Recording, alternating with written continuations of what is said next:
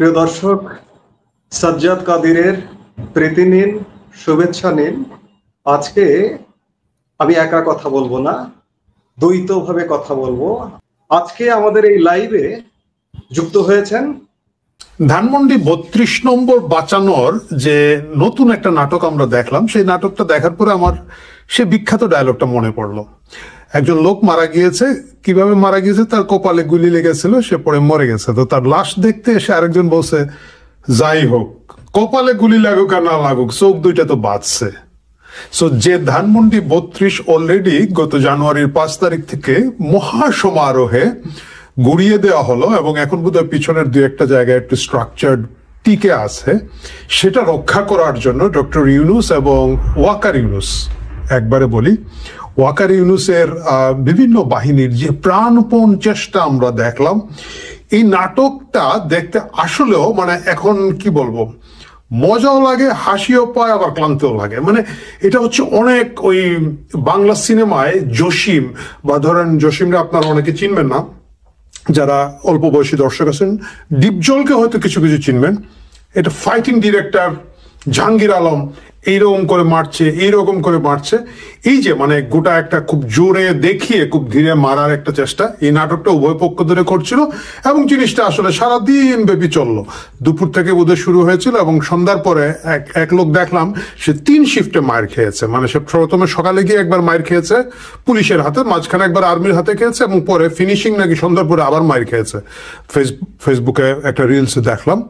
তো সারাদিন ব্যাপী একটা কি বলা যায়, ওয়ান ডে ক্রিকেট ম্যাচের মতো, ইট ওয়াজ নট এ টি-20, এই তামাশাটা চললো। কিছু কিছু জায়গায় আমরা দেখলাম মায়ের খেয়েছে, এগুলো দেখেই বোঝা যাচ্ছে ছাত্র না।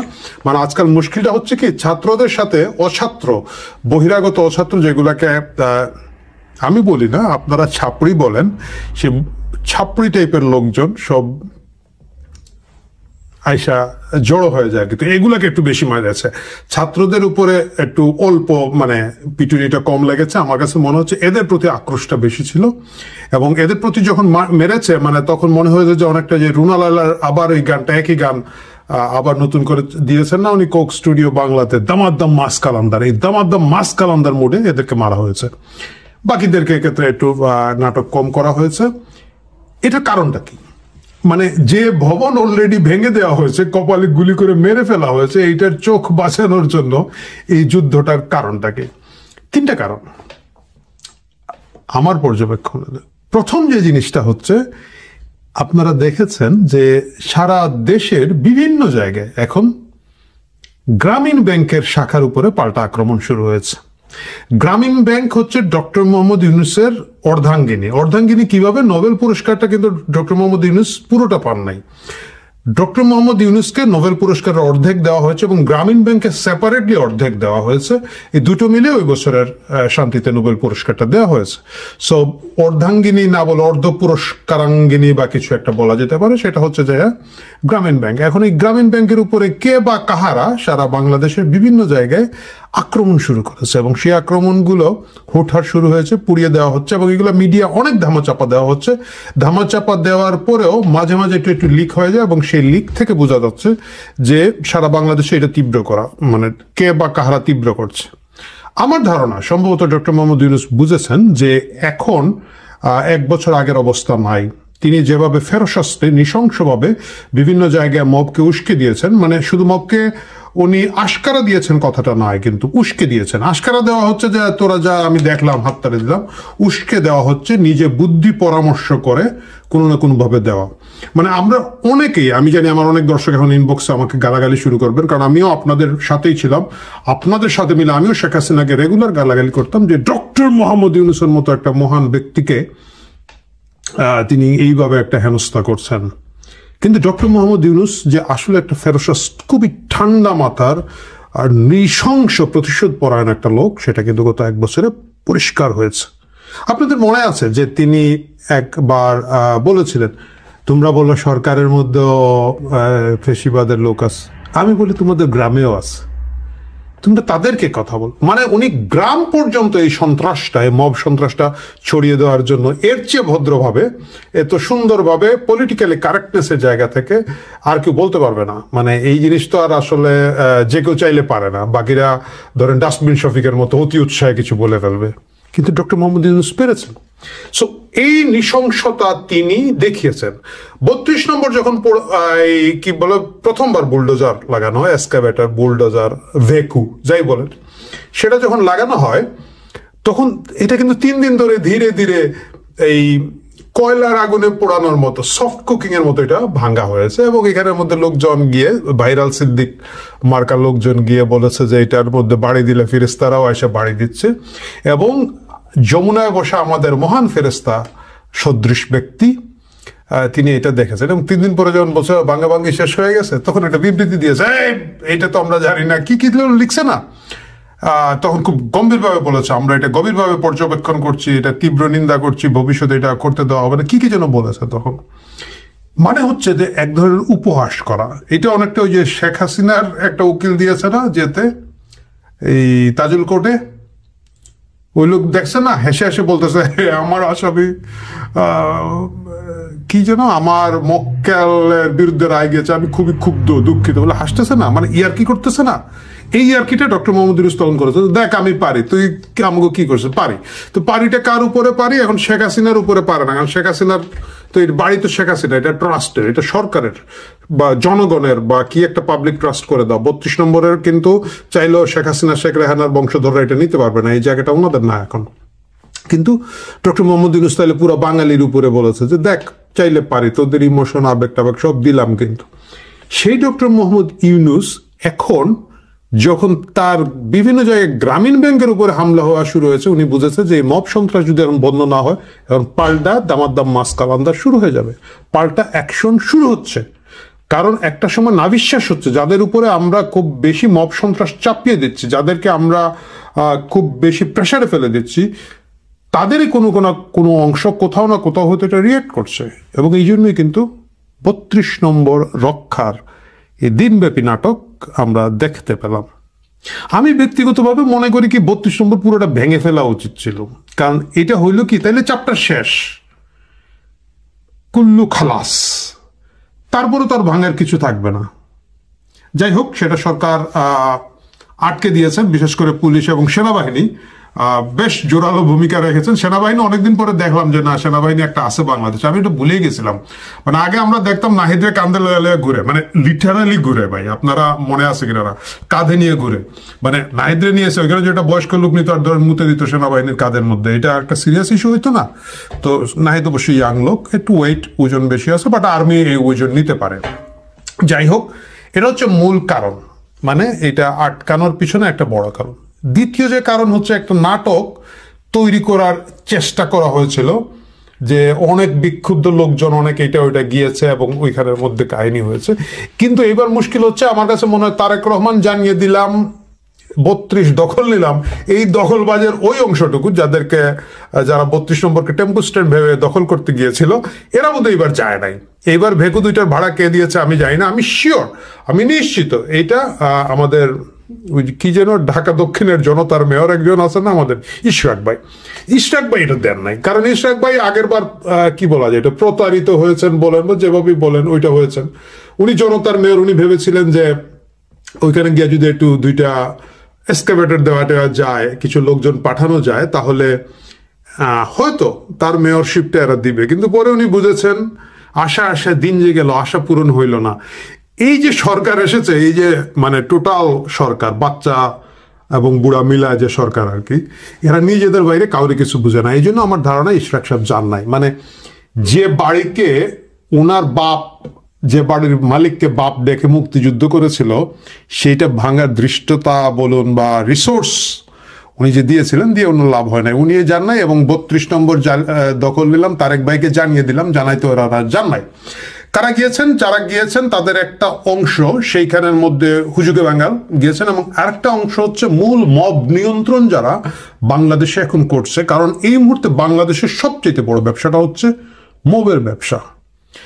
আপনি যে কাউরে বলেন যে ভাই আমি মামলা করে দিব, হামলা করে দিব, লোকজন কিন্তু একটা লেভেলের পরে ডরায় না। এখন কিন্তু আপনি মব করে দিবেন, আমি জানি না আপনারা জানেন কিনা না, এটা এখন কোটি কোটি টাকার একটা ইন্ডাস্ট্রি হয়ে গিয়েছে। এটা অনেকটাও যে আমরা জানি না কিছু বড় বড় আফ্রিকান দেশগুলোতে যেরকম অপহরণ একটা বড় ব্যবসা হয়ে গিয়েছে, বাংলাদেশে এখন মব একটা বড় ব্যবসা হয়ে গিয়েছে। এবং মব বড় ব্যবসা, আপনি যে কাউকে মব করে ফেলতে পারেন, যে কারো বাড়িঘর আপনি ভেঙে ফেলবেন, বাড়িঘরে হামলা করে ফেলবেন, অ্যাটাক করে ফেলবেন। এইটার পিছনে একটা ব্যাপক ইনকাম হচ্ছে এবং এই ইনকাম একটা মেইন স্ট্রিমের ভিতর দিয়ে কিছু লোকজন, কিছু তরুণ নেতাদেরকে দেওয়া হচ্ছে এবং এরা বাকিদেরকে উস্কে দিচ্ছে।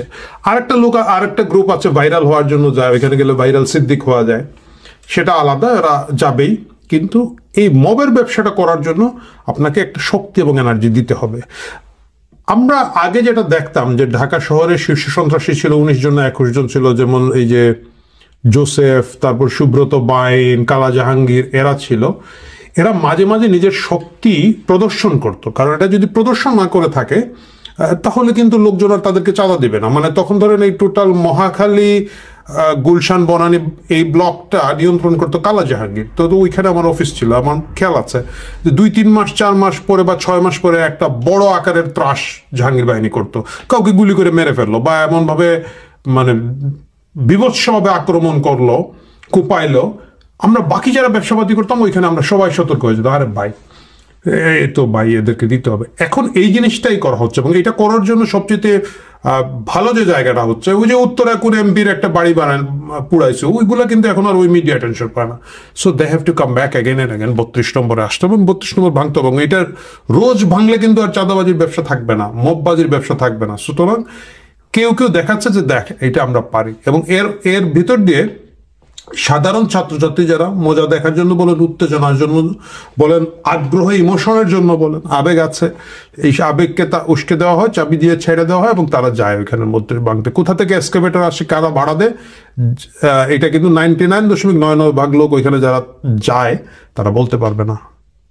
আমাদের দুর্ভাগ্যটা হচ্ছে এই দেশের, আপনি এই দেশের সব কিছুকে সন্ত্রাস দিয়ে মোকাবেলা করতে হচ্ছে। কোনো ধরনের যুক্তি, কোনো ধরনের রেশনাল কথাবার্তা এদেশে চলে না। মানে আপনি যদি ভদ্রভাবে কথা বলি তা আমাদের অবস্থা হবে মাহমুদুর রহমান মান্নার মতো, চাকসুর নেতা ছিল, ডাকসুর নেতা ছিল, এখন টকশো করা ছাড়া আসলে ওইরকম কিছু নাই তার, তাই না? কারণ উনি খুব ভদ্র এবং নিরীহভাবে কথাটা বলে। এখানে সন্ত্রাসকে সন্ত্রাস দিয়ে মোকাবেলা করতে, মাস্তানিকে মাস্তানি দিয়ে মোকাবেলা করতে হচ্ছে। আপনারা দেখেছেন এই যে এখন বাংলাদেশের সব জায়গায় গ্রামীণ ব্যাংকের উপরে হামলা হচ্ছে, এখন সব জায়গায় 4 জন করে পাহারাদার নিয়োগ করা হয়েছে। চলুন ভিডিওটা একটু দেখে আসি। এই ক্লিপটা বোধহয় কপিরাইট ক্লেম ছাড়াই আমি দেখাতে পারবো। আসসালামু আলাইকুম রহমতুল্লাহ। আমরা দ্বিতীয় দিনের জন্য আবার গ্রামীণ ব্যাংক পাহারা দিচ্ছি। আমরা অবহেলিত বাহিনী, আপনাদের কাছে দোয়া চাই। আমরা সারা রাত্রে এখানে থাকবো, আবার আগামীকাল আবার আরেক শিফট আছে, আমরা এই রাতে আবার থাকবো। তো সবাই সহযোগিতা করবেন আমাদের জন্য। আর ইউনূস স্যারের প্রতি আমাদের আকুল আবেদন, আমাদের দিকে সুনির্দিষ্টভাবে আমাদেরকে যেন আমাদের দিকে তাকায়, এই নজর আমাদের যেন পড়ে আমাদের প্রতি।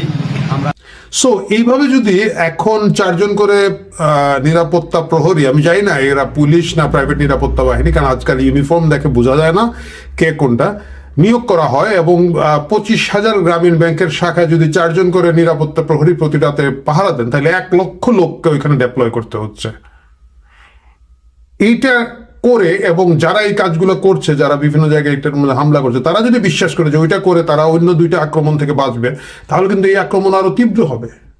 এটাই হচ্ছে সমস্যা। আপনি যখন মবকে উস্কে দিবেন, এই মব শুধু আমার শত্রুকে করবে, শত্রুর উপরে হামলা করবে, আমার উপরে করবে না, এই নিশ্চয়তা দেওয়া যায় না।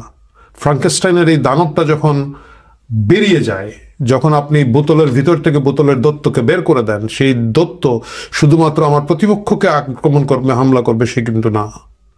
আপনি সন্ত্রাসকে যদি এমনভাবে তৈরি করে দেন, এই সন্ত্রাস মোকাবেলায় পাল্টা সন্ত্রাস তৈরি হবে। দুর্ভাগ্য হচ্ছে আমার আর আপনার, দুর্ভাগ্য হচ্ছে বাংলাদেশের, আমরা যারা সাধারণ মানুষ, এই সন্ত্রাস, পাল্টা সন্ত্রাস, এই মাস্তানি, পাল্টা মাস্তানির ভিতর দিয়ে আমাদেরকে বেঁচে থাকতে হবে যতক্ষণ না কোনো একদল সন্ত্রাসীর হাতে আমি আপনি মারা যাই। দর্শক, দেশের জন্য দোয়া করুন, এই দল উপদলের জন্য নয়। আমরা এই মোবের রাজ্য থেকে কোনো একদিন হয়তো মুক্তি পাবো, সেটা সন্ত্রাসের মাধ্যমে পাবে না শান্তির মাধ্যমে পাবে সেটা আমরা জানি না, সেটা আমি আপনি দেখতে থাকবো, কিন্তু মুক্তির অপেক্ষা আমাদের যেন শেষ না হয়। ভালো থাকুন। আরে যায় না, আসল কারণটাই তো মানে বলতে ভুলে গিয়ে আমি বিদায় নিয়ে নিলাম। আসল কারণটা কি বলেন তো? হ্যাঁ, আপনারা ঠিকই ধরেছেন, এই নাটকের মাধ্যমে দৃষ্টি এদিকে সরিয়ে দেওয়া হলো। প্রথমে ধারণা করা হয়েছিল যে শেখ হাসিনার বিচারের রায় নিয়ে দেশ একটা উত্তপ্ত হয়ে যাবে, টেনশন হয়ে যাবে। মানে আমি যদিও জানি যে আওয়ামী লীগের লোকজন একটু বেকুব কিসিমের বললে তো আবার অনেক দর্শক মাইন্ড করবে, মানে একটু সহজ সরল, তারা অনেক উত্তপ্ত হয়ে যাবে এবং ওই যে চাঁদের সাইডি দেখার মতো দেখা গেল সূর্যের শেখ হাসিনাকে দেখা যাবে, মনে করে হয়তো পুরা রাস্তাঘাট দখল করে দেবে। বাট ওরা বুঝেছে যে ভাই তোমরা যাই করো তাই করো, তোমরা পাইলে না ফাঁসি দিবা, পাইলে না এইটা করবো ওইটা করবো, সুতরাং ওইটা নিয়ে তাদের টেনশন নেই। তাহলে কি হবে? চট্টগ্রাম বন্দর লোকজনে দেওয়া হবে, এই ধরনের একটা পুরোনা গল্প কাহিনী আমরা কিন্তু অনেকদিন ধরে শুনতেছিলাম। চট্টগ্রাম বন্দরের কাহিনী ছোটখাটো কাহিনী ভাই, নতুন নতুন আস্ত বন্দর কাকে যেন কারা দিয়ে দিচ্ছে 30 বছরের চুক্তিতে। আমি নিজে মনে করি যে এটা খুব ভালো হচ্ছে, প্রাইভেটাইজেশনের প্রয়োজন আছে। আমি মনে করি যে বেসরকারি খাতে বন্দর হওয়া ভালো, তারা আসবে, বিনিয়োগ করবে, একটা পোর্ট বানাবে। কিন্তু এখানে বাংলাদেশের স্বার্থ কতটুকু রক্ষিত হবে? বাংলাদেশের বন্দর হবে বাংলাদেশের জমির উপরে, বাংলাদেশের পানি দিয়ে বাংলাদেশের জাহাজ চলাফেরা করবে। বাংলাদেশ কি পাবে এখান থেকে? মানে খুব গুড সার্ভিস পাবে, এটা তো একটা কথা হতে পারে না।